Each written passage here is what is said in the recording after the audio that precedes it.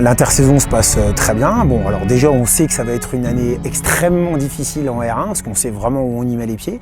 Par contre, on y va avec l'objectif vraiment de tenter d'assurer ce maintien.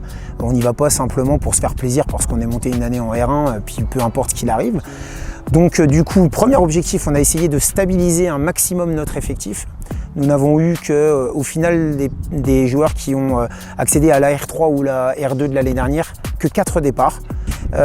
Donc du coup, on a essayé aussi de renforcer pour combler à la fois ces départs, puis pour rehausser un petit peu le niveau de jeu du fait d'accéder à une R1.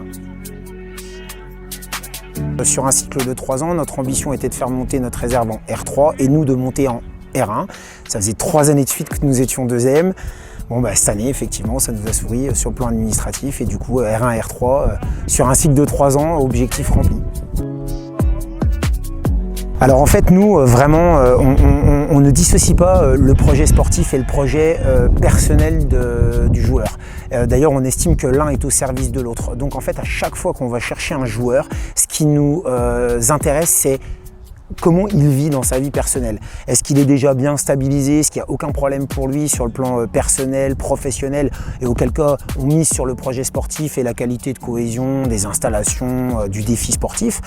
Ou alors est-ce que c'est quelqu'un à qui on peut lui apporter un tremplin pour qu'il soit bien dans sa vie de tous les jours? Et là, notre président Olivier Laurent, qui est de par sa société spécialiste dans l'insertion des garçons, offre des tremplins de vie, soit des reconversions, soit des réinsertions professionnelles. Parce que je lui fais son clin d'œil à Olivier Laurent. C'est le petit-fils de la famille Laurent qui était président du club du CSSA dans les années 1960 et qui, sous le modèle du footballeur ouvrier, avait réussi à atteindre les plus hauts niveaux et jusqu'à gagner 2 Coupes de France en faisant même 3 finales. Et voilà, on est un petit peu sur cet état d'esprit d'un sportif, mais un sportif au sein d'une insertion professionnelle et d'une vie stabilisée.